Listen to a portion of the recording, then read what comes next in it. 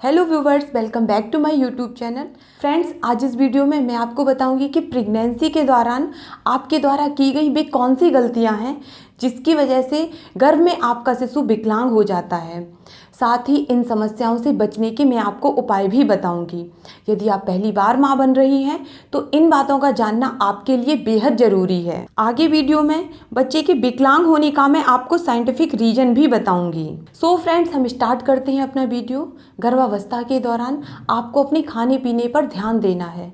वैसे तो गर्भवती माँ को अक्सर कुछ ना कुछ अलग, चटपटा, तीखा, खट्टा खाने का मन करता ही रहता है, जिसके लिए गर्भवती माँ अक्सर बाहर से कुछ ना कुछ मंगवा लेती है, जैसे पिज्ज़ा, बर्गर और रोड साइड से चाउमीन, चाट, पकौड़े। फ्रेंड्स, पिज्ज़ा, बर्गर इनका स्वाद बढ़ाने के लिए इनमें केमिकल यूज़ किए जाते हैं, जिससे बच्चा मानसिक रूप से विकलांग पैदा हो सकता है। और रोड साइड से आप जो फास्ट फूड लाते हैं उनसे आपको एसिडिटी की प्रॉब्लम हो सकती है और आपके पेट में पल रहे बच्चे को और आपको इन्फेक्शन होने का खतरा रहता है। इन्फेक्शन की वजह से आपका जन्म लेने वाला शिशु गूंगा बहरा पैदा हो सकता है। कभी कभार एक आध बार अगर आप ये चीज़ खा लेती हैं तो कोई बात नहीं, लेकिन हर दूसरे दिन आप इन चीज़ों का सेवन मत करें। यदि आपका चटपटा और अलग अलग चीज़ें खाने का ज़्यादा मन कर रहा है, आप इन्हें घर में बनाकर फिर खा सकती हैं। फ्रेंड्स, प्रेगनेंसी के समय आपकी बॉडी में आयरन, कैल्शियम और विटामिन डी की कमी नहीं होना चाहिए।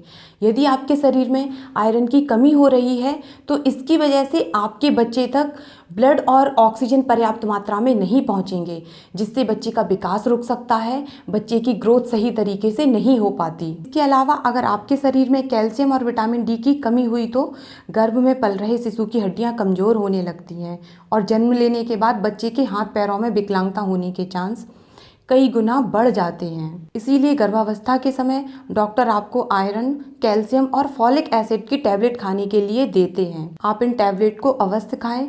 इसके अलावा आप अपनी डाइट में आयरन, कैल्शियम युक्त वेजिटेबल और फ्रूट को इंक्लूड करें। मशरूम और संतरे का जूस बेस्ट सोर्स है विटामिन डी के लिए, आप इनका इस्तेमाल भी कर सकती हैं। प्रेगनेंसी के समय गर्भवती महिला को छोटी मोटी दिक्कतें तो होती रहती हैं, फिर इसके लिए आप पेन किलर का यूज़ करती हैं।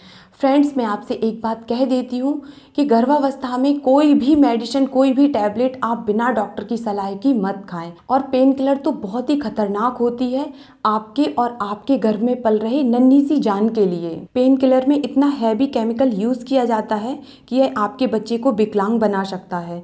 यदि आपके शरीर में थोड़ी बहुत परेशानी हो रही है तो आप इसे इग्नोर करने की कोशिश करें। आप कोई भी ऐसा काम करें जिससे आपको खुशी मिले और आपको अच्छा लगे। जितना हो सके आप खुद को बिजी रखें, इससे आपको अपनी तकलीफ़ों का एहसास बहुत ही कम होगा और आपको मेडिसिन की ज़रूरत नहीं पड़ेगी। फ्रेंड्स, गर्भवती माँ को शोर शराबे वाले माहौल में नहीं रहना चाहिए। एक अध्ययन की रिपोर्ट से पता चला है कि ध्वनि प्रदूषण बच्चे को गर्भ में ही बहरा बना देते हैं। फिर ऐसे बच्चों की बोलने की क्षमता भी प्रभावित हो जाती है, क्योंकि बच्चा जब तक सुनेगा नहीं तो बोलना कैसे सीखेगा।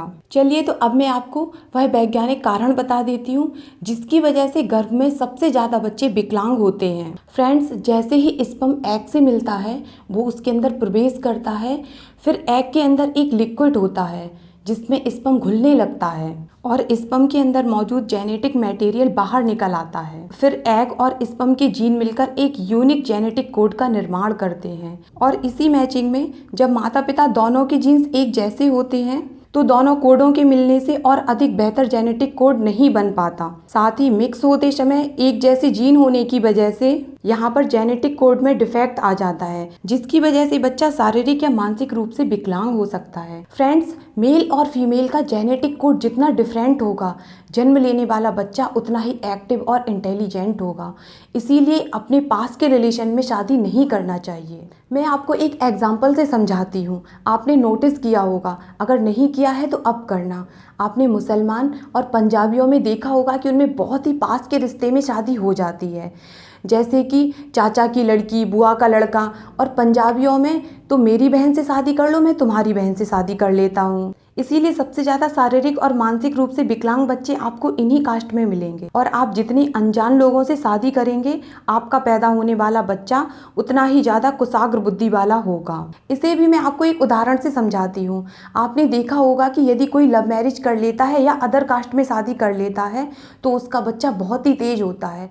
फिर सभी उसे पॉइंट मारते हैं कि ये बच्चा इसलिए इतना तेज है क्योंकि इसकी माँ बहुत ही चालू है।